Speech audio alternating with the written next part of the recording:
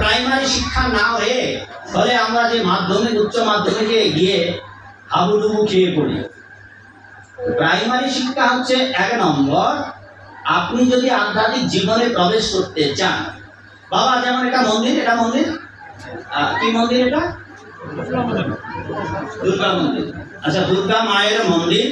বাবা এখানে অনেকেই বিড়ি খাওয়া মানুষ আছেন, ভেতরে আছেন?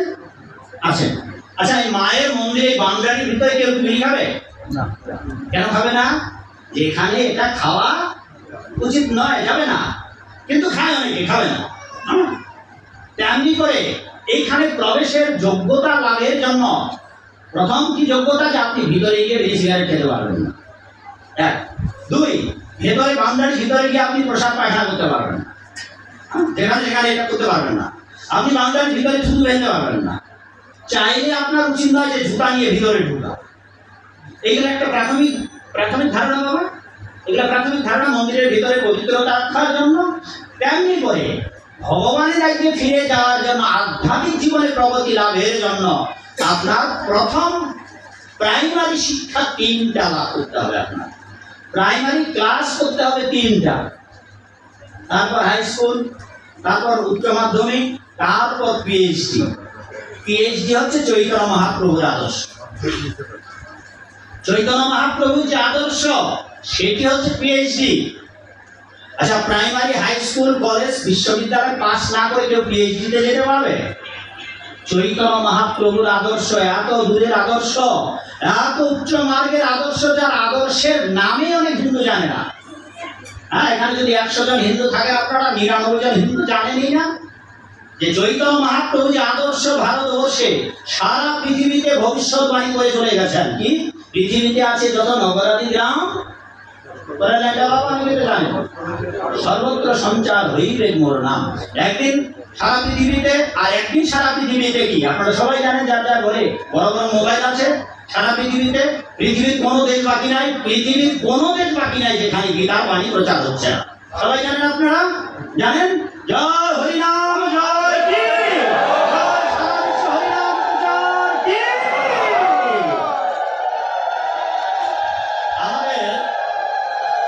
আন্তর্জাতিক কৃষ্ণ ভাবনামৃত সংঘের মাধ্যমে আজ সারা বিশ্বে হরিনাম প্রচার হচ্ছে।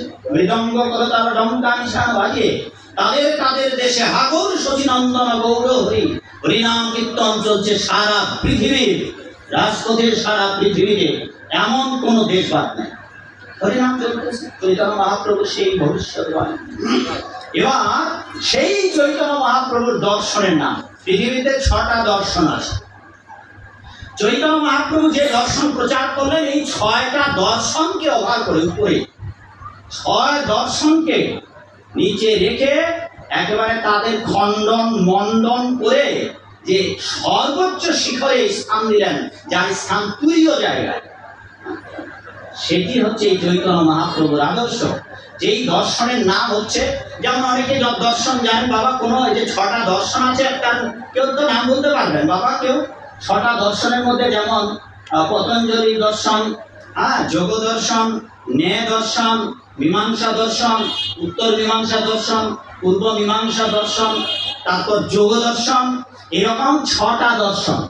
সব দর্শনের ঊর্ধ্বে হচ্ছে, আর তার মধ্যে বেদান্ত দর্শন। কিন্তু চৈতন্য মহাপ্রভু যে দর্শনের কথা জগতে প্রচার করলেন, সেই দর্শনের নাম হচ্ছে, নামটা মনে রাখুন সবাই, অচিন্ত ভেদাভেদ তত্ত্ব দর্শন। মামনি বলো তো মা, কি বললাম? মনে থাকবে? অচিন্ত ভেদাভেদ তত্ত্ব দর্শন। বাবু বলুন কি বললাম?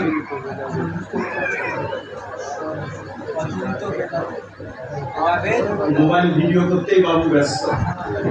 অচিন্ত ভেদাভেদ তত্ত্ব দর্শন, সবাই মুখস্থ করুন। অচিন্ত ভেদাভেদ তত্ত্ব দর্শন, মহাপ্রভুর যে দর্শন সারা বিশ্বাস প্রচার হচ্ছে, এই দর্শনটি হচ্ছে অচিন্ত ভেদাভেদ তত্ত্ব দর্শন। অচিন্ত মানে যা চিন্তার অতীত, জড় ইন্দ্রিয় ভাবনার অতীত। ভেদ আছে, ভেদ নাই। অচিন্ত ভেদাভেদ তত্ত্ব দর্শন, নিগুড় তত্ত্ব, ভক্তি ভাবনা, প্রেমের কাহিনী। হ্যাঁ, যা বুঝিবে রসিকজন না বুঝিবে মূঢ়, মূঢ় না বুঝিবে গুড়। যারা ননসেন্স, যারা নরাধম, যাদের বিদ্যা আছে কিন্তু ওই মেঘে ঢাকা বিদ্যা, তারা বুঝতে পারবে না। আর শ্রেণীর হচ্ছে দুষ্কৃতকারী, এরাও ভগবানকে জানতে পারবে না। অতএব এই সুধীজন, বিজ্ঞজন আপনারা যারা আছেন বাবা, তারা নিজেদের সন্তান সন্ততিকে ভদ্র বানানোর জন্য, সভ্য বানানোর জন্য গীতা প্রতিদিন অন্তত একটি করে শ্লোক অনুধ্যান করুন, অনুবাদ সহ। আর প্রাইমারি যে 3টি পাশের কথা বলেছি, তার 1 নম্বর হচ্ছে ভক্তি রাজ্যে প্রবেশের জন্য, ভগবানের কাছে যাওয়ার জন্য, মন্দিরে প্রবেশের জন্য। যেমন আমি প্রাথমিক অভিজ্ঞতার কথা বললাম, তেমনি ভগবানের ভক্ত হওয়ার অভিজ্ঞতার জন্য প্রথমেই আপনার নিজের দেহের পবিত্রতা রক্ষা করার জন্য প্রসাদ করে জল নিতে হবে। এইটা 1 নম্বর। ছোট ছোট ছেলে মেয়েদেরকে আপনি ঘরে বসে শেখান, বাথরুমে যাবে তখন তাকে বলেন যে প্রসাব করবে, জল খরচ করে আসে যান। কেবল জল খরচ নয়, হাঁটুর নিচ পর্যন্ত, পায়ে গোড়ালি পর্যন্ত দুটো ধুতে হবে, হাত মুখ ধুতে হবে প্রসাব করতে গেলে। এই প্রসাব করে জল খরচ না করার অপরাধে নলরাজার দুর্গতি হয়েছিল। পঞ্চপাণ্ডবেরা যখন বনবাসে ছিলেন, যুধিষ্ঠির মহারাজ বড় অসহায় হয়ে ভগবান কৃষ্ণকে প্রশ্ন করেছিলেন। এটা নিজের প্রশ্ন ছিল না, ভীম তাকে অভিযোগ করেছিলেন, অর্জুন অভিযোগ করেছিলেন। ভীম বলেছিলেন যে ভাই, আজ আমরা সম্রাট ছিলাম, আমার ভাই সম্রাট, আপনি সম্রাট ছিলেন, আজ আমরা ভিখারি হয়ে গেলাম। এই অবস্থায় মানুষ আত্মহত্যা করে। অর্জুন বললেন, আমাদের বাহুবল গান্ধীর টঙ্কারে পৃথিবীকে প্রকম্পিত করার ক্ষমতা রয়েছে, আজ আমরা বনবাসী, যেই হাতে আমাদের ধনুর্বাণ সেই হাতে আজকে ভিক্ষার করি। ভগবান শ্রী গোবিন্দ তাদের দুর্দিনে বনবাসে দেখবার জন্য এলেন। আর ভগবান কৃষ্ণকে যুধিষ্ঠির মহারাজ প্রশ্ন করলেন, তোমার মতো আমাদের পরম বান্ধব থাকতেও কেন আজ পথে ভিক্ষা করতে হচ্ছে? উত্তরে ভগবান গোবিন্দ বললেন, শনৈ হরিষ্যে হরিষ্যে শনৈ তদ্ধনৈ। বাংলা একটা প্রবাদ আছে, যে করে আমার আশ, সবাই জানেন, ওটা ভাগবতের শ্লোকের বাংলা কবি মানে প্রবাদ। এই যে শ্লোকটা শব্দটা বললাম, যে করে আমার আশ ওই তার সর্বনাশ। তোমরা আমার অত্যন্ত প্রিয়, তাই যারা আমাকে প্রিয় ভাবে আর আমি যার প্রিয়, তার আমি জড় ঐশ্বর্য, অতুল বৈভব সব কেড়ে নিই, তাকে পথে নামিয়ে দিই। এই ভয়ে অনেকে কৃষ্ণ ভক্ত হতে চায় না। প্রভুপাদ বলেছেন, এই ভয়েই জগতের অনেক মানুষ কৃষ্ণ ভক্ত হতে চায় না। যদি আমি কৃষ্ণ ভক্ত হয়ে যাই, তাহলে আমার যে ঘর বাড়ি জমি জমা টাকা পয়সা সব কৃষ্ণ চুরি করে নেবে। ফলে তারা ধনং দেহি ভার্যাং দেহি বিদ্যাং দেহি পূজা পার্বণ করবে, কৃষ্ণ ভক্ত হবে না। এই জন্যই such a great soul is very very rare. সব মহাত্মা সুদুর্লভ। এর জন্য আমার ভক্ত জগতে বড়ই দুর্লভ। তার কারণ ওই যে ভয় পায় হারাতে হবে, সেই জন্য তারা। তবে যে কয়েকজন দুর্লভ, এরা অত্যন্ত ভাগ্য। তাহলে 1 নম্বর, ভগবানের ভক্ত হওয়ার জন্য মাগো আপনাদের ছেলে মেয়েদের আপনারা নিজেরা প্রসাদ করে জল খরচ না করে আসবেন না।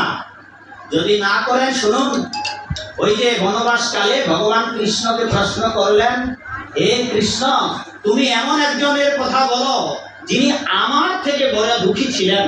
এমনকি পৃথিবীর ইতিহাসে কোন রাজা ছিলেন, সম্রাট ছিলেন? আচ্ছা, অন্যের দুঃখ দেখে নিজের দুঃখ অনেকটা লাঘব হয় না বাবা? আপনার তো দুটো চোখ আছে, তার যে একটা চোখ নাই, তখন আপনার চোখে কষ্ট লাঘব হয়ে যাবে না? আপনার চোখটা হয়তো চুলকাচ্ছে, আরে কি বেদনা যন্ত্রণা দিচ্ছে, আরেকজনের একটা চোখে নেই। আপনার একটা চোখ আছে, একটা নাই, কিন্তু আরেকজনের পথ চলতে গিয়ে দেখলেন একজনের দুটা চোখে নাই, কার দুঃখ বেশি হলো বাবা? যার দুটো চোখ নাই। যুধিষ্ঠির মহারাজ জিজ্ঞাসা করলেন যে আমার থেকে এই পৃথিবীর ইতিহাসে কোনো অভাগা রাজা ছিল? ভগবান কৃষ্ণ তখন এই নল রাজার কথা বলেন। নল, নল, নল। যে এই রাজা প্রসাব করে জল না নিয়ে গায়ত্রী মন্ত্র জপ করেছিলেন, যার পরিণামে তার সব হারাতে হলো, রাজ্য হারাতে হলো, রাজ্য গেল, স্থাবর গেল, অস্থাবর গেল, তাবৎ সম্পত্তি গেল, পথে ভিখারি হয়ে গেলেন, নিজের বসনের গায়ের বসন হারিয়ে বসন চলে গেল, নিজের গায়ের বসন পর্যন্ত ছিল না। হে যুধিষ্ঠির, আপনি শীঘ্রই আবার চক্রবর্তী হবেন, কিন্তু নলরাজা, আপনার তো পরনের কাপড় আছে, আপনি ভিক্ষা করে খেতে পারেন, কিন্তু নলরাজার এতটাই অভিশপ্ত হয়েছিলেন, যেখানে জল খাবার জন্য কোনো সরোবরে যেতেন শুকিয়ে যেত, যেখানে খাবার জন্য হাত পেতে তুলতে যেতেন খাবার শুকিয়ে যেত। এবার কে দুঃখী হলো, নলরাজা না যুধিষ্ঠির? নলরাজা। উনি এই অপরাধ করেছিলেন, প্রসাদ করে জল খরচ না করে গায়ত্রী মন্ত্র জপ। সেই জন্য প্রসাদ করে আপনাদের এই জল খরচ করতে হবে। আর শুধু তাই না, এই নলরাজার কাপড় পরনে কাপড় ছিল না, তিনি তার বউ তার স্ত্রীর যে কাপড়টা ছিল বাবা, সেই কাপড়ের অর্ধেকটা কেটে তার স্ত্রী নলরাজাকে পরতে দিয়েছিল। এমন দুঃখী আজ পৃথিবীতে আছে কেউ, যিনি তার স্ত্রীর অর্ধেক কাপড় পরে জীবিকা নির্বাহ করে? এমন দুঃখী ছিলেন এই নলরাজা। তাই জন্য আপনাদের প্রথম কাজ করতে হবে, প্রস্রাব করে জল দিতে হবে, 1 নম্বর। 2 নম্বর, পায়খানা করে স্নান করতে হবে অবশ্যই। যতবার পায়খানা করবেন, মনে রাখবেন, যদি ভগবানকে লাভ করতে চান, নিজের পবিত্রতা রক্ষা করতে চান, সাধু হতে চান, তবে আপনাকে পায়খানা করে অবশ্যই স্নান করতে হবে। পায়খানা করে আপনি ঘরে ঢুকতে পারবেন না, যেই কাপড়গুলো নিয়ে আপনি টয়লেটে যাবেন ওই কাপড় নিয়ে আপনি ঘরে ঢুকতে পারবেন না। কিন্তু আপনারা তো বাবা এগুলো জানেন না অনেকে। শীতকাল, সামনে শীতকাল আসতেছে, আর ওই শীতকালে মা মধ্যরাত্রিতে বাথরুমে টয়লেটে গিয়েছেন, আর পায়খানা করে শাড়ি কাপড় নিয়ে জল টল খরচ করে শাড়ি কাপড় নিয়ে ল্যাপের ভিতর ঢুকে পড়েছে। আর শীতের মৌসুমে সাধু বাবা আমিও গিয়েছি ওই বাড়িতে ভাগবত পাঠে। এবার কোন ল্যাপটা আমাকে শুইতে দিবে, ঘুমাতে দেবে মা গো? আচ্ছা, ল্যাপ তোষক এগুলা কি ধোয়া যায় বাবা? ধোয়া যায় ল্যাপ তোষক? বালিশের কাভার ধোয়া যায়, বালিশ ধোয়া যায়? মা বাবা, আপনি লুঙ্গি ড্যান্স দিতে দিতে বাথরুমে টয়লেটে পায়খানা করে জল টল খরচ করে লুঙ্গি সহ ল্যাপের ভিতর ঢুকে পড়েছে। আরে আমি গিয়েছি আপনার বাড়িতে ভাগবত পাঠে, আপনার বাড়িতে শোয়ার আয়োজন, রাত্রিতে ঘুমাতে হবে, আর সেই ল্যাপটা এনে দিয়েছেন, যেই ল্যাপটাতে আপনি পায়খানা করে স্নান না করে লুঙ্গি পরে ঢুকে পড়েছেন। হলো কি বাবা? সব অপবিত্র করে দিলেন, ঘর বাড়ি অপবিত্র, বিছানাপত্র সব অপবিত্র হয়ে গেল। সেই জন্যে আপনাকে ভগবান কৃপা করবেন না। তাহলে 1 নম্বর প্রসাদ করে জল নেবেন, 2 নম্বর পায়খানা করে অবশ্যই স্নান করবেন। যদি ধর্মকর্ম নাও করেন, হ্যাঁ, সাধু যদি নাও হতে পারেন, এই 3 নম্বর কাজটা কিন্তু খুব কঠিন। যদিও এটা আগের দিনের মানুষদের কোনো ব্যাপার ছিল না, এখন আধুনিক যুগের ছেলে মেয়েদের বাবা মাদের, এখনকার বাপ মা যারা, তাদের জন্য কঠিন। আগের দিনে বাবা মাদের এরকম কঠিন ছিল না, এখনকার বাবা মার জন্য কঠিন হবে। এটাও প্রাইমারি শিক্ষা মাগো। 3 নম্বর প্রাইমারি যেটা পাস করতে হবে সেটা হচ্ছে সূর্য উদয়ের আগে ঘুম থেকে জেগে উঠতে হবে। সূর্য উদয়ের আগে ঘুম থেকে জেগে উঠে 2টো কাজ, স্নান এবং দাঁত ঘষতে হবে। এইখানে সব বাহাদুরি শেষ হয়ে যাবে। সাধু দুর্নাম করা যাবে, সাধু টিকি কেটে দেওয়া যাবে, সাধু ধুতির কাঁচা খুলে দেওয়া যাবে, সাধুর বদনাম করা যাবে, সাধুকে চ্যালেঞ্জ করা যাবে, সাধুকে ডিবেট করার জন্য আহ্বান করা যাবে, কিন্তু সাধু হওয়া যাবে না। যার বড্ড প্রমাণে 3 নম্বর, এটাও প্রাইমারি, কিন্তু প্রাইমারি 3টা ধাপ। 1 নম্বর প্রসাব করে জল, 2 নম্বর পায়খানা করে স্নান, 3 নম্বর ভোরবেলা সূর্য উদয়ের আগে দাঁত ঘষা আর স্নান করা।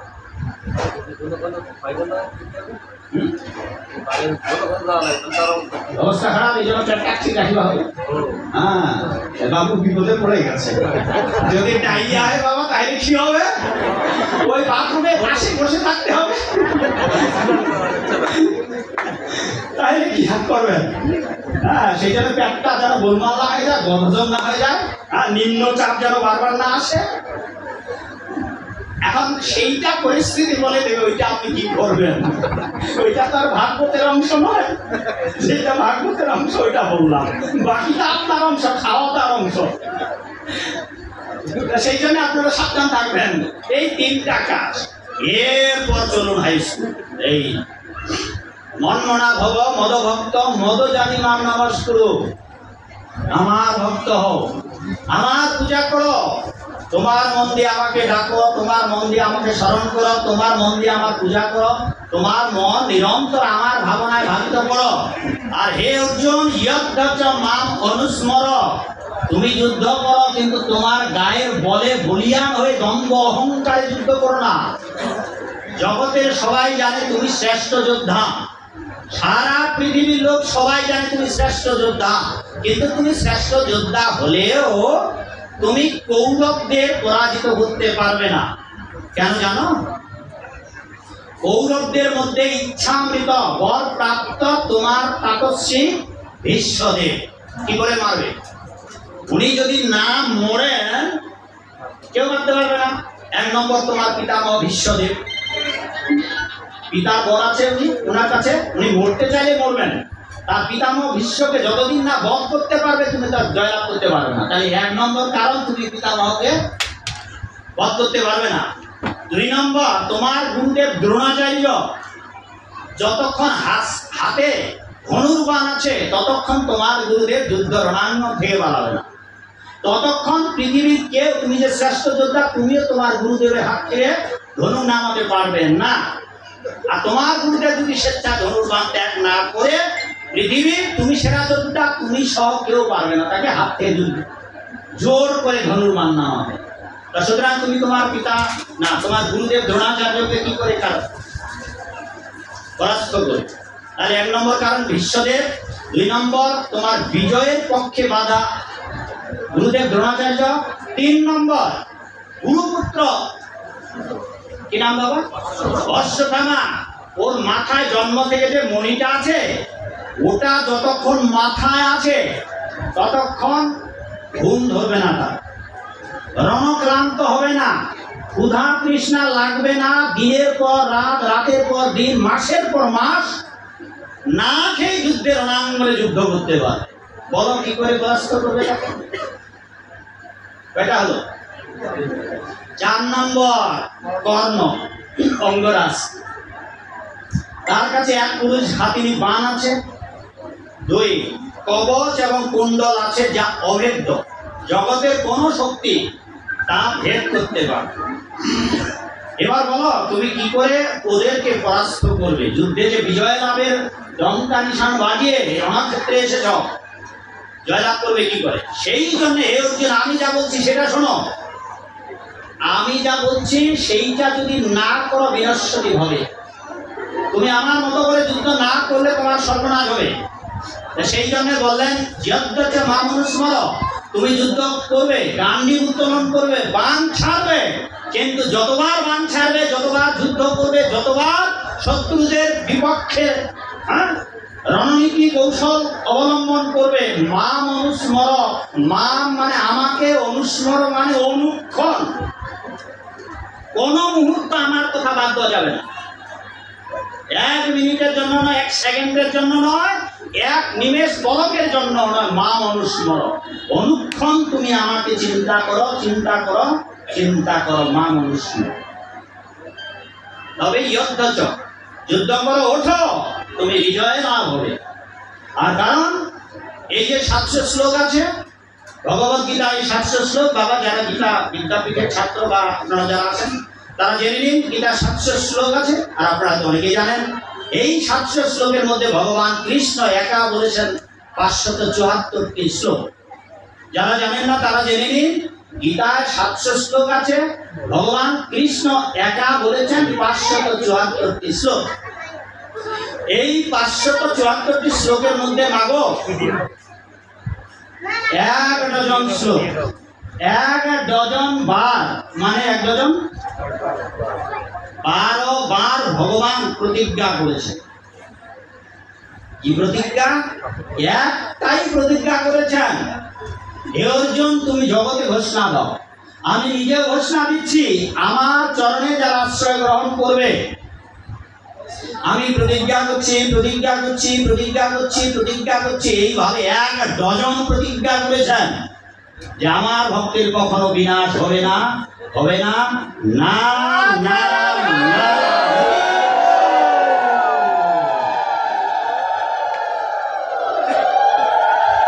1 ডজন খায় যে আমার ভক্তের বিনাশ হবে না। সেই জন্য বাংলা একটি প্রবাদ আছে, রাখে কৃষ্ণ। সবাই আমরা জানি মাগো, কিন্তু জানলে কি হবে, আবার ভুলে যাই। টিয়া পাখিকে যদি রাধে রাধে বলতে শেখানো হয়, রাধে রাধে বলবে, কিন্তু টিয়া পাখিকে যদি বিড়ালে ধরে তখন কি আর রাধে রাধে বলবে? তখন ট্যাক ট্যাক ট্যাক ট্যাক ট্যাক। আমাদের অবস্থায় হ্যাঁ, মুখে মুখে বলতেছি, একবারে মুখস্থ ঠোঁটস্থ কণ্ঠস্থ বলার সাথে সাথে পরের লাইনটা চলে এলো, রাখে কৃষ্ণ মারেকে।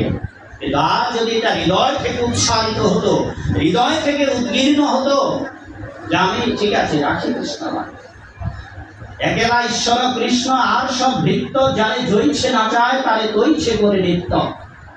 আমরা হচ্ছে ভগবানের কাছে, নিয়তির কাছে, প্রকৃতির কাছে খেলার পুতুল, নিজে কিচ্ছু করতে পারবো না। আপনি যতই দ্বন্দ্ব অহংকারী হন না কেন, আপনারা যারা যারা আমরা যেখানে যেখানে বসে আছি বাবা, হাওয়ার উপরে উঠতে পারবো 1 ইঞ্চি অন্তত সুতা পরিমাণ। আপনারা যারা যেখানে বসে আছি, হ্যাঁ, পায়ের ভিতর এমন করে একটা সুতা ঢুকা যাবে ফাঁক করে? পারবো না, কারণ আমরা সুতা পরিমাণ একটু উঁচু হয়ে হাওয়ায় ভাসতে পারবো না। আমাদের কোনো ক্ষমতা নেই। আগে বলেছে একটা সর্ষে দানা তৈরি করার ক্ষমতা নেই। অতএব বাবা, দম্ভ অহংকার সব ভুলে গিয়ে গোবিন্দের চরণে আশ্রয় নিন আর নিরন্তর গোবিন্দের চিন্তা করুন, গোবিন্দই আপনাকে দেখবে। রাধে কৃষ্ণ। এ বিষয়ে বিখ্যাত কাহিনী প্রায় 36 বছর ধরে বলে আসছি। আপনাদের এখানে অদূরে ওই যে এখনো মেলা চলতেছে, হ্যাঁ, ওখানে আমি এসেছিলাম।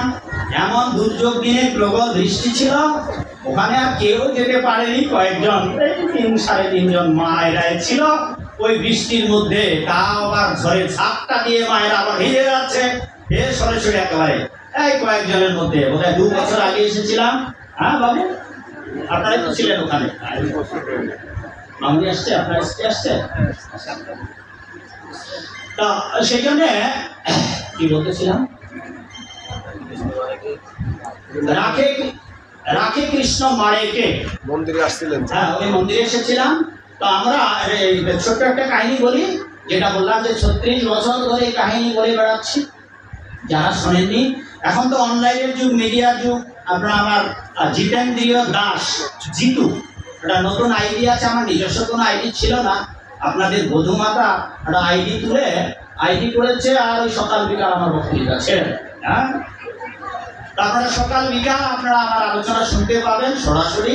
জিতেন্দ্রিয় দাস জিতু, এটাতে পেজ আছে এবং ইউটিউব আছে। তো যারা এই আলোচনা শোনেন তারা তো শোনেনই। আজকে যারা শোনেননি, সেই কাহিনীটি, ছোট্ট একটা কাহিনী বলি, তাতে আপনাদের হৃদয়ের ভক্তি দৃঢ় হয়ে যাবে। চলুন কিছুক্ষণের জন্য আমরা কোদলা থেকে একটু ভারত, পবিত্র ভারত ভূমির কুরুক্ষেত্রে এই দৃশ্য কথাকার বাবা গীতা দান করেছিল কোথায় মাগো? কুরুক্ষেত্রে গীতা দান করছে অর্জুনকে কোথায়? জায়গাটার নাম বাবা। কেউ কুরুক্ষেত্রে গেছেন? এখানে আছেন কেউ? কেউ আছেন বাবা মা? কেউ কুরুক্ষেত্রে গিয়েছেন? কেউ জাননি? শুনুন, চলুন আমরা এখন আমরা মনে মনে মানসিক কুরুক্ষেত্রে যাই, যেখানে পঞ্চপাণ্ডব এবং কৌরবরা লাখো লাখো অর্বুদ অর্বুদ, মহাভারতের বর্ণনা আছে যে অর্বুদ অর্বুদ মানে সহস্র সহস্র সৈন্য মিলে পাণ্ডব কৌরবদের যুদ্ধক্ষেত্র। সেই যুদ্ধক্ষেত্রের একটি ছোট্ট কাহিনী শুনুন। রাখে কৃষ্ণ মারে কে। যুদ্ধ শুরু হয় নাই যুদ্ধের আগে। ওই কুরুক্ষেত্রের চারপাশে যে স্থাবর অস্থাবর জঙ্গমাদি পশু পক্ষী বৃক্ষলতা তরুরাজি মনুষ্য, যারা জানতে পেরেছিলেন, সবাই জানতে পেরেছিলেন, তাই কুরুক্ষেত্রের মাঠের আশেপাশে সব পালিয়ে দূরে চলে গিয়েছিল। গাছগাছালির পাখিগুলো চলে গিয়েছিল। সবাই যে যুদ্ধ লাগবে এখানে, আর ভয়ঙ্কর মাঠে আর থাকা যাবে না। কিন্তু মাগো সবাই চলে গেলে বাবা দুটো পাখি স্বামী স্ত্রী এরা মাঠ ছেড়ে যায়নি। এরা একদিন স্বামী স্ত্রী দুজন গল্প করছে গাছের ডালে বসে। বউ তার স্ত্রীকে না বউ না স্বামী তার স্ত্রীকে বলছে, ওগো বউ, আর কদিন পর কুরুক্ষেত্রের মাঠে যুদ্ধ হবে, অতএব চলো আমরা এখান থেকে পালিয়ে যাই। বউ বলতেছে, না না আমি যাব না। কেন কেন যাবে না বাবা? এই বউ কিন্তু ভগবান কৃষ্ণের পরম ভক্ত। অনেক জায়গায় দেখবেন বউ ভক্ত স্বামী ভক্ত, আবার কোন কোন জায়গায় আছে স্বামী ভক্ত বউ ভক্ত। এইটা আপনাদের থেকে আমরা জানি, কারণ আমরা তো সারা দেশে 64 জেলা সব থানায় ঘুরি। সুতরাং কোনো বাড়িতে দেখা যায় স্বামী রান্না করে বউ বসে খায়, আর বউ রান্না করে স্বামী তো খাবেই, এটা তো একটা নিয়মই। কিন্তু স্বামী রান্না করে বউ খায়, এটা কে শুনেছে? এইরকম ডজন ডজন আছে এই বাংলায়। কারণ আমাদের দলে তো বৈষ্ণবরা আছে, ভক্তরা আছে। সুতরাং বউ ভক্ত হয়, স্বামী একটা ভক্ত হয়েছে। বৃদ্ধ বয়সে ওই স্বামী রান্না করছে, বউ তো কুটনি বুড়ি কুটিলা, কি আর করবে, ওই স্বামী রান্না খাচ্ছে। এটা দুর্ভাগ্য, স্বামীরও দুর্ভাগ্য, বউয়েরও দুর্ভাগ্য। এমন স্বামী পেয়েছে সাধু, অথচ পূর্ণাসিনী একটা কুটিলা শুকনোখানা হিং বা রাক্ষসী স্বামী ভক্ত হয়েছে বউ ভক্ত। আবার এইরকম উল্টোটা আছে, ওই স্বামীটা হয়েছে একটা রাবণ, কংস, শিশুপাল, জরাসন্ধ, হ্যাঁ, আর বউটা। এইটা খুব দুঃখজনক। যদি উভয় স্বামী স্ত্রী দুজনেই কৃষ্ণ ভক্ত হয়, তবে বড়ই আনন্দের হয়ে যায়। কৃষ্ণের সংসার করো ছাড়িও না। কাজেই যদি ভগবানকে ডাকতে হয় দুজনেই ডাকবেন। হ্যাঁ, দুজনে ডাকলে দুজনেই যদি ভক্ত হয়ে যান, হ্যাঁ, বনিবনা থাকবে না সংসারে, এটা সেটা চলবে। এটা সব সংসারে। তুষের আগুন আগুন দিয়ে জ্বালাতে হয়, সংসারের আগুন কিন্তু কাউকে আগুন লাগাতে হয় না, এমনিতেই জ্বলে। হ্যাঁ, তুষের আগুন জ্বলে ধিকিয়ে ধিকিয়ে, তেমনি করে সংসারের আগুন হৃদয়ে সবাই এমনি জ্বলে। তা চলুন এই জ্বালানো সংসারের আগুন কিভাবে নির্বাপিত করা যাবে, কিভাবে কৃষ্ণ সর্বতোভাবে রক্ষা করবে। স্বামী বলছে বউ চলো, আর বউ বলছে না যাব না। কেন? যে তুমি তো আমার এই দৈহিক স্বামী, জগৎ স্বামী শ্রী গোবিন্দ অর্জুনের রথের সারথি হয়ে, যে অর্জুনের রথের সারথি, তিনি এই কুরুক্ষেত্রের মাঠে আসবেন। আর যদি আমাকে মরতে হয়, আমি জগৎ স্বামী শ্রী গোবিন্দকে দর্শন করেই মরতে চাই। আমি এই কুরুক্ষেত্রের মাঠ ছেড়ে অন্য কোথাও যাব না। মাগো, গ্রাম বাংলায় ছোট ছোট পাখি, এই পাখির দৃষ্টান্ত বলা হচ্ছে। আচার্যরা এই কথা বলেছেন যে টোনা এবং টুনটুনি পাখি গ্রাম বাংলায় দেখেছেন, অত্যন্ত চঞ্চল চপল পাখি, চড়ুই বাবুই পাখি থেকে ছোট, মধু পান করে। এই স্বামী স্ত্রী গল্প করছে। হ্যাঁ, স্বামী বলছে বউ তুমি যদি থাকতে চাও থাকো, আমি কিন্তু চলে গেলাম, আমি কিন্তু মরতে চাই না কুরুক্ষেত্রের ভীষণ মাঠে, এক ভয়ঙ্কর যুদ্ধে। স্বামী পরামর্শ দিলেন, ওরে বউ, এমনি কি আর বলে নারী জাতিদের মাথায় বুদ্ধি কম? তুমি যদি বাঁচতে চাও চলো আমার সাথে, নইলে বউ আমি চলে গেলাম। কি কেন কেন? বলে দেখো, আরে তুমি জানো যে অর্জুনের রথের সারথি হয়ে কৃষ্ণ আসবে, কিন্তু তুমি এটা জানো না, আরে পাণ্ডবদের পরম আত্মীয় হচ্ছে কৃষ্ণ, আর কৃষ্ণের আত্মীয় হচ্ছে পাণ্ডবেরা, আপন মামা তো আর পিসাতো ভাই। সুতরাং শুধু তাই নয়, এই পাণ্ডবদের মা কৃষ্ণের আপন পিসি। পিসিমার কাছে বনবাসকালী প্রতিজ্ঞা করেছেন যে আমি কুরুক্ষেত্রের যুদ্ধে আপনার 5 পুত্রকে আমি আপনার কাছ থেকে যেভাবে অক্ষত অবস্থায় নিয়ে যাব, পিসিমা আজ আমি প্রতিজ্ঞা করছি, যুদ্ধের অবসানে, যুদ্ধে বিজয় লাভ ঘটিয়ে কৌরবদের বিনাশ করে আমি আপনার ওই 5 পুত্রকে অক্ষত অবস্থায় আপনার কাছে ফিরিয়ে দিয়ে যাবে, আমার প্রতিজ্ঞা।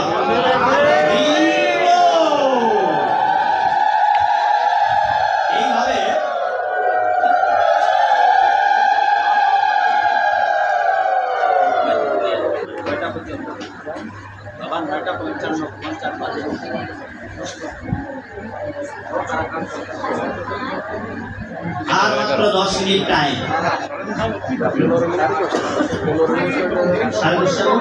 এগারোটা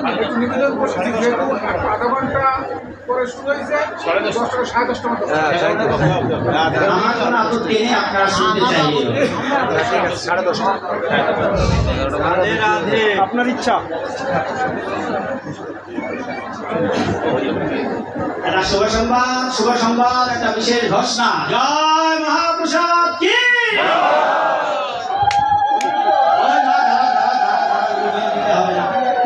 যতই উলুধ্বনি দেন, আমার কথা বলা শেষ না হওয়া পর্যন্ত প্রসাদ দেওয়া হবে।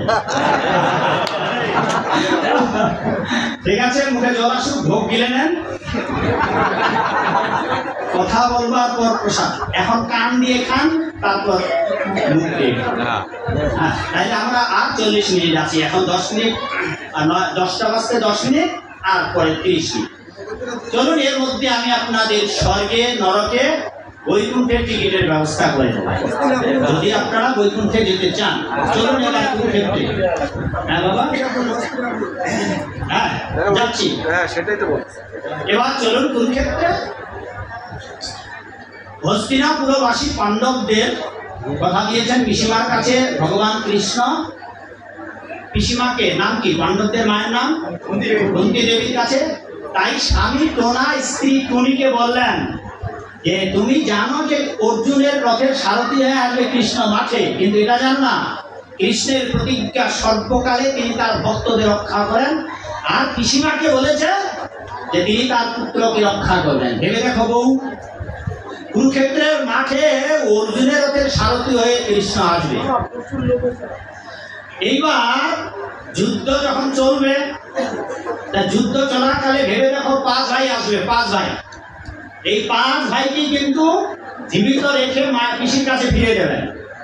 বউ ভেবে দেখো, 4 ভাই মাঠে যুদ্ধ করবে, যুধিষ্ঠির, ভীম, নকুল, সহদেব, এরা মাঠে 4 ভাই যুদ্ধ করবে। এবার ভেবে দেখো, কৃষ্ণ মাঠে 4 ভাইকে বাঁচাবে, নিজে রথ চালাবে, আর নিজে যেই রথটা চালাবে তার পেছনে তার সবচেয়ে প্রিয় সখা যুদ্ধ করবেন। কি নাম? অর্জুন। বউ এবার তুমি ভেবে দেখো, মাঠে 4 ভাইকে বাঁচাবে, নিজের রথের প্রিয় সখা অর্জুনকে বাঁচাবে, নিজে রথ চালাবে, নিজের উপর যে বানগুলো আসবে সেখান থেকে নিজেকে বাঁচাবে, নাকি তোমার মতো আমার মতো গাছের ডালে বাসা বেঁধে থাকা টুনটুনিয়া টোনারে বাঁচাবে? সে কাজ নাই রে বউ। এই নিয়ে কি আর বলে নারী জাতির মাথায় বুদ্ধি কম। তুই যদি বাঁচতে চাস চল, চল বউ আমার সাথে চল, নাইলে ওরে বউ, ওরে আমার টুনটুনি বউ, ওরে আমার সোনা বউ, লক্ষ্মী বউ, চল বউ চল। তুই যদি বাঁচতে চাস চল, আর যদি না যাস গেলাম, গেলাম বউ গেলাম। এই গেলাম গেলাম করতে করতে বউকে ছেড়ে দেবদূত চলে গেছে। বউকে ছেড়ে স্বামী চলে গেছে। মা গো, ওই মা পিলার ওখানে মা, জামাই এসে, জামাই আসে নাই? আচ্ছা, বাড়িতে গিয়ে তো যেতে যেতে রাত হয়ে যাবে, 12টা বেজে যাবে হয়তো প্রসাদ দিতে যেতে। আর বাড়িতে গিয়ে যদি দেখেন দরজা জানলা খোলা, জামাই ঘরে নাই, জামাই আর খুঁজে পাওয়া যাচ্ছে না, কি হবে রে মা? পড়া কপাল, মিছা ভাগবত পাঠে গেলাম, জামাই হারালাম। আচ্ছা, জামাই যদি সারা রাত খুঁজে না পাওয়া যায়, কে মা ঘুম ধরবে? হ্যাঁ, ওই যে মা যেভাবে বলতেছে তাতে মনে হচ্ছে জামাইটা খুব বিরক্ত করেছে, এখন ও বেড়েই বাঁচি, হারালেই বাঁচি। কিন্তু মা ঘুমাতে পারবেন? যাকে যে মায়েদের জামাইগুলো আসে নাই, বাড়িতে গিয়ে প্রথমেই জামাই দর্শন হোক। চলুন কুরুক্ষেত্রের মাঝে জামাই চলে গেছে, টোনা জামাই চলে গেছে। নির্দিষ্ট দিনে যুদ্ধের যে দামা বেজে উঠেছে, চারিদিক থেকে সৈন্য সামন্ত এসে আসা শুরু করেছে, পাণ্ডবেরা এবং কৌরবেরা আসা শুরু করেছে। ওদিকে স্বামী টোনা চলে যাওয়ায় মাগো গাছের ডালের বাসায় একাকী আর ভালো লাগে না গো। কি বাবা, আধুনিক গান আছে না, একা একা কেন ভালো লাগে না? একা একা কি আর ভালো লাগে? ভগবানও অনাদিকালে যখন একা ছিলেন, বেদেতে বলা আছে ভগবানকেও ভালো লাগে, তখন নিজের আধারানি হয়েছে। তো যাকে একা একা যেহেতু ভালো লাগে না, তাই এবার কি করেছেন, সেই টুনি গাছের ডালে বাসা থেকে স্বামী চলে গেছে, বিরহিনী বিরহে কাতরা সেই টুনি গাছের নিচে নেমে ওই কুরুক্ষেত্রের মাটিতে গর্ত করে ধুলো ধূসরিত জায়গায় খড়কুটা জোগাড় করে মা বসবাস করছে। নির্দিষ্ট দিনে যুদ্ধের দামামা বেজে উঠলে পাণ্ডবদের অর্জুনের রথের সারথি হয়ে ভগবান কৃষ্ণ এসেছেন। একদিকে পাণ্ডব সেনা, অপরদিকে কৌরব সেনা। হঠাৎ ভগবান কৃষ্ণ অর্জুনকে বললেন, সখা হে, এখানে রথ দাঁড় হবে। রথ দাঁড়িয়ে গেছে। অর্জুনকে বলছেন, তোমার গান্ডীব উত্তোলন করো। আর গান্ডীবে তীর যোজনা করে মাঠের অপর প্রান্তে যে অশ্বত্থামা হাতিটা আছে, ওর গলায় একটা বিরাট ঘন্টা আছে, এই ঘন্টাটা কেটে দাও। এই কথা সেই কাজ। ঘন্টা কেটে দিয়েছে। ভাই ভীমকে বলেছে, ভাই ভীম চলুন ঘন্টাটি কাঁধে দিন। এবার ঘন্টা। সখা অর্জুন জিজ্ঞাসা করছেন, যুদ্ধ শুরু হয় নাই, তার আগে ঘন্টা দিয়ে কি হবে? আমার এক পরম ভক্ত আছে ওই মাঠের দূরে গাছের নিচে। এবার স্বয়ং ভগবান সামান্য একটা পাখি যার ভক্ত, যিনি অঙ্গুলি হেলনে তুড়ি মেরে জগৎ ব্রহ্মাণ্ডকে উদ্ধার করতে পারেন, সেই ভগবান কৃপাময় নিজে তো ওই পাখিটিকে উদ্ধার করার জন্য স্বয়ং যাচ্ছেন, সাথে পৃথিবীর সেরা দুজন ভক্ত ভীম এবং অর্জুনকে নিয়ে যাচ্ছেন। যেতে যেতে গাছতলায় ভগবান শ্রী গোবিন্দকে দর্শন করে চিনতে পেরে সেই টুনি পাখি গোবিন্দের রাঙ্গা চরণে লুকিয়ে পড়ে কেঁদে কেঁদে বিনতি করছেন, হে নাথ, হে নাথ, হে অন্তর্যামী জগৎ স্বামী, হে জগন্নাথ, তুমি তো আমার সকলেই জানো প্রভু। দৈহিকভাবে সম্পর্কিত আমার স্বামী টোনা চলে গেছে, তুমি জগৎ স্বামী, তোমার প্রতীক্ষায় আমি এখানে প্রহর গুনছি। এই অভাগিনীকে এবার আপনার চরণ প্রান্তে স্থান দিয়ে আমার পক্ষী নমন ধন্য করো প্রভু। আপনি আমায় প্রাণ ত্যাগের আদেশ করুন, আমি আপনার চরণে নিজের প্রাণ বিসর্জন দিতে চাই, আমাকে মৃত্যুর আদেশ করুন। ভগবান শ্রী গোবিন্দ বললেন, তুমি তোমাকে আর কিছু কাল অপেক্ষা করতে হবে। কুরুক্ষেত্রের যুদ্ধের অবসানে আমি তোমাকে উদ্ধার করবার জন্য আবার এখানে আসবো। বললেন যে প্রভু, এই ভয়ঙ্কর পরিস্থিতিতে আমি কি করে বেঁচে থাকবো? বললেন যে তুমি কোনো চিন্তা করো না, এই যে দেখো ভীমের কাঁধে যে ঘন্টাটি রয়েছে, এই ঘন্টা দিয়ে তোমাকে ঢেকে দেওয়া হবে। বিশাল ছাতার মতো ঘন্টা, আর ছোট্ট একটা পাখি মাগো। আচ্ছা, এমন করে ঘন্টা দিয়ে যদি ঢেকে দেওয়া হয়, ঘন্টা দিয়ে ভেতরে ঢাকা রাখবে না, ছোট্ট একটা পাখি, তোমাকে ওই ঘন্টা দিয়ে ঢেকে দেওয়া হবে। ভাই ভীমকে বলেছেন, ভাই ভীম, এই ঘন্টা দিয়ে টুনিকে ঢেকে দিন। যে ঘন্টা দিয়ে মাগো টুনিকে ঢাকতে গেছে, টুনি বলছে, প্রভু দাঁড়ান দাঁড়ান। বলে কেন? প্রভু, কুরুক্ষেত্রের যুদ্ধ কবে শেষ হবে? আর আপনি যদি আমাকে ঘন্টা দিয়ে ঢেকে দেন, তো ঘন্টা তো বিশাল ওজনের ঘন্টা, ওটা তুলে ফেলে আমি তো বের হয়েও খাবার খেতে পারবো না। তো ঘন্টার ভিতরে আবদ্ধ থেকে তো আমি না খেয়ে না খেয়ে তোমার অদর্শনে মরে যাব প্রভু, তবে তো আমার জীবন বৃথা হয়ে যাবে। ভগবান কৃষ্ণ বললেন, তুমি কোনো চিন্তা করো না, কুরুক্ষেত্রের যুদ্ধ কতকাল হবে তোমাকে সেটা ভাবতে হবে না। আমার আশীর্বাদে ঘন্টার ভিতরে তুমি যতকাল থাকবে, ততকাল তোমার কোনো ক্ষুধা তৃষ্ণাই লাগবে না। হরি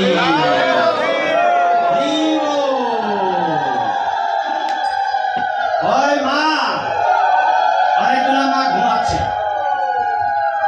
কয়েকটা বাপও ঝিমাচ্ছে। মনে রাখবেন, ঘুমাবেন না, মা জেগে ওঠো। জয় মায়েদের নিদ্রা কি হয়, মা ঘুমাবেন না মাগো। আর বাবু যারা ছুটি পিলারের মধ্যে বসে আছেন মাগো, ওরা ভালো করে সাবধান রাখবেন, পিলার আপনাকে ঘুম পাড়াবে।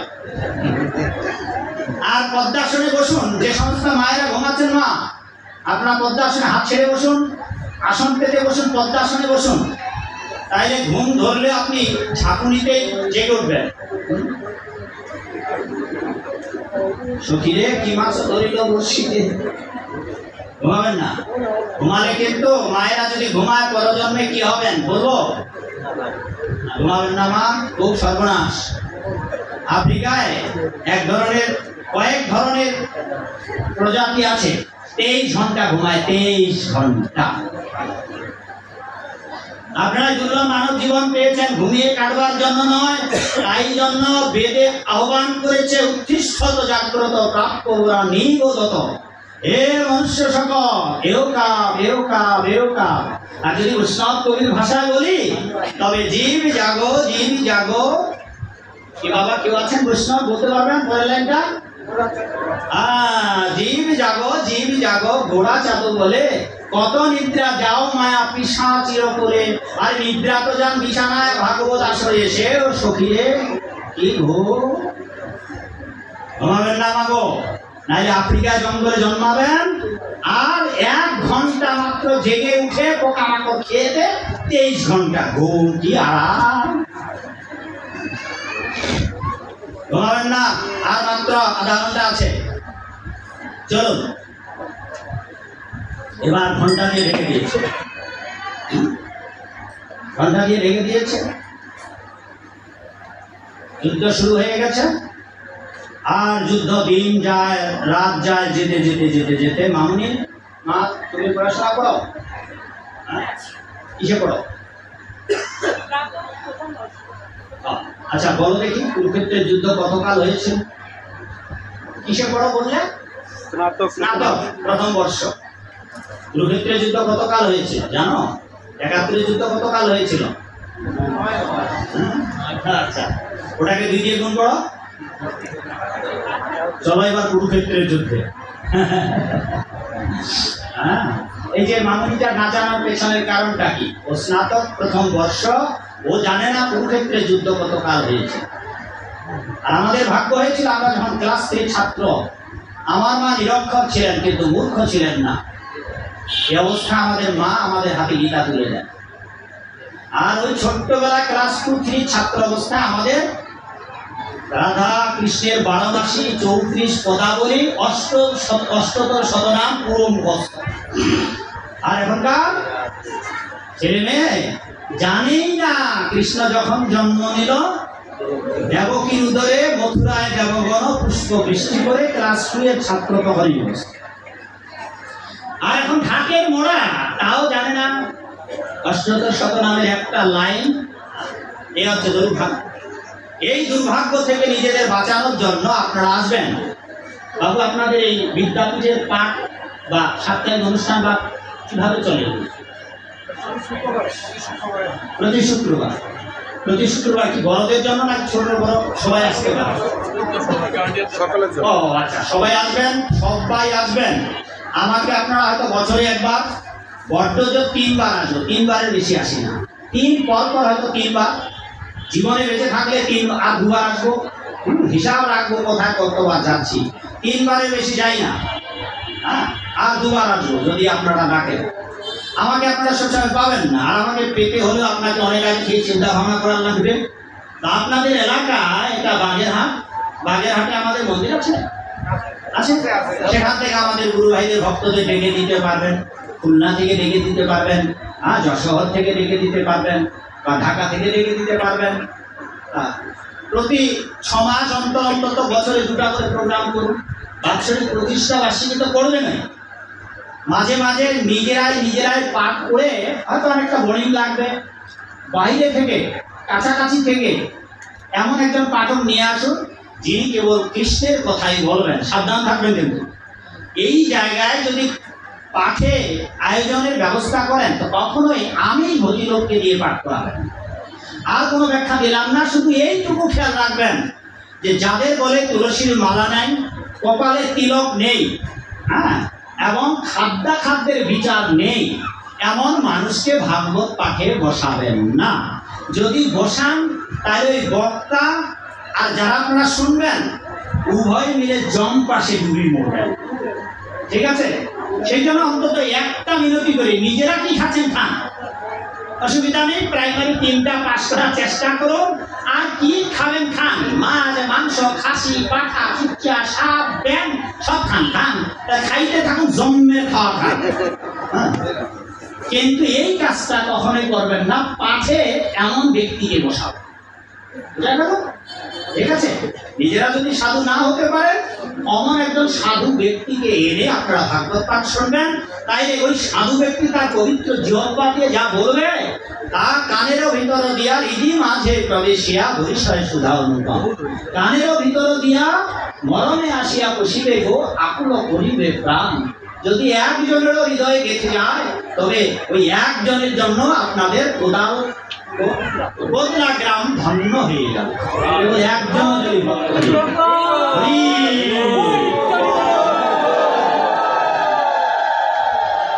ঠিক আছে। এইবার মামুনি মামুনি বোঝা গেল তো কতদিন যুদ্ধ হয়েছিল তাহলে না মনে রাখবে? সবাই জেনে নিন, কুরুক্ষেত্রের যুদ্ধ 18 দিন হয়েছে। এটা মামুনির দোষ নয়, এটা পরিবেশের দোষ, কারণ তাকে শেখানো হয় নাই। আপনি আগামী প্রজন্ম, এখন সবাই লেখাপড়া জানে। আগের দিনে তথাকথিত ভেজা মার্কা ব্রাহ্মণেরা বলেছিল ওরাই বেদ পাঠ করবে, ওরাই গীতা পাঠ করবে, ওরাই ঘন্টা সব জায়গায় পিটাবে, আর কেউ পিটাতে পারবে না। এখন সবাই লেখাপড়া জানে, সবাই করতে জানে। এখন আর কেউ যদি বলে বেদ করবেন না, বেদ করলে চোখ টানা হবে। আমার মা যখন ছোটবেলায় আমাদেরকে গীতা পড়তে দিল, কিছু কিছু সাধু বইয়া গিয়ে এসে বললো না বাবা গীতা পড়া যাবে না। কি হবে? মাকে বলে দিল যদি গীতা আপনার ছেলেকে এখন থেকে পড়ান তা আপনার ছেলে একদিন অন্ধ হয়ে যাবে। এমনিতে আমাদের বাবা নেই, আর মায়ের দুটো সন্তান, ভাবলো তোমার বাবা নেই বাবা, আর আমার দুটো সন্তান, এই দুটো যদি কানা হয়ে যায়, অন্ধ হয়ে যায়। গীতা নিয়ে মা ছুঁয়ে দিল। পরে কিছুদিন পর আরেক সাধু বাবা এলো, ওনাকে আমরা মেসমশা করতাম। উনি তখন বলতো না না দিদি আপনার ছেলেকে গীতা পড়তে দেন, কে বলেছে আপনার গীতা পড়লে অন্ধ হয়ে যাবে? আবার আমরা গীতা পাঠালাম, মা বললো তাহলে পড়ো, তোমার মেসো বলছে যে অন্ধ হবে না। এই হচ্ছে অবস্থা। আগের দিনে কত যে কিভাবে কি মানুষ বলতো, এখন এটা কেউ মানবে না, কারণ সবাই আমরা পড়তে শিখেছি। বেদ, বেদান্ত, উপনিষদ, গীতা, ভাগবত আমার ঘরেই লক্ষ লক্ষ টাকার পড়ার বই আছে। আমার বংশের আগামী 100-200 বছরে এতগুলো বই পড়ে শেষ করতে পারবে না আমার ঘরে। সুতরাং এখন আমরা আর ওই মূর্খ নই, আমরা জানি। আমার 14খানা গ্রন্থ বের হয়েছে, 14খানা, কয়েক ডজন গ্রন্থ লেখা হয়ে গেছে। 14খানা গ্রন্থে এক একটা বই, যেখানে আছে 7টা বই, 14টা বের হয়েছে, এখানে 7টা। এই বাবুর ঘরে আমার প্যাকেজ আছে বই, অনেকের হয়তো নিয়েছেন, অনেকের থাকতে পারে। এই যে এখানে থাকি বলে দিই, এই দুইটা বাবা একদিন মরবো, যেটা আমি প্রথমে বলেছিলাম। একটা জিনিস আমরা সবাই জানি, আমরা একদিন সবাই মরবো। মরে গেলে কতদিন শ্রাদ্ধ করতে হবে, কি দিয়ে শ্রাদ্ধ করতে হবে? গয়াধামে পিণ্ড না দিলেও বাড়িতে বসে কি করে আপনি আপনার বংশকে উদ্ধার করতে পারবেন? এটা মরণে লাগবে। এই দুটা বই, শ্রাদ্ধ তত্ত্ব বিচার। প্রথম খণ্ড মাত্র 50 টাকা, দ্বিতীয় খণ্ড মাত্র 250 টাকা। দুটা নিয়ে যদি, তাহলে সারা জীবনের জন্য মরবার পরে যা চিন্তা করা কি করে নিজেকে উদ্ধার করতে পারবে। কেন একাদশীতে শ্রাদ্ধ করা যাবে না? অনেকে আবার বিধান দিচ্ছে বিপদগামী ব্রাহ্মণেরা, অনেকে পণ্ডিতেরা, যারা নিজেরাই একাদশী করে না। পৃথিবীর কোন ব্যক্তি যারা একাদশী করে সে কখনোই বলবে না যে একাদশীতে শ্রাদ্ধ করেন। ওই সমস্ত পাষণ্ডরাই বলবে একাদশীতে শ্রাদ্ধ করেন। তারা যারা নিজেরা বাক 14 গোষ্ঠী মিলে নরকে যাবে, নিজেরা একাদশী করে না, এমন ব্যাককেল বেহুশ যারা, তারাই আপনাদের একাদশীতে শ্রাদ্ধ করতে বলবেন। মনে রাখবেন, একাদশীতে কখনোই শ্রাদ্ধ করবেন না। যদি একাদশীতে শ্রাদ্ধ করেন, যেই ব্রাহ্মণ পৌরোহিত্য করবে ওই ব্রাহ্মণের বংশ নরকে যাবে। যারা যারা ওই শ্রাদ্ধে পিণ্ড দেবেন তাদের তাদের বংশ নরকে যাবে। যারা ওই শ্রাদ্ধে নিমন্ত্রিত হয়ে খাবেন তাদের তাদের বংশ নরকে যাবে। অতএব বাবা একাদশীতে শ্রাদ্ধ করবেন না। গয়াধামে পিণ্ড দিয়ে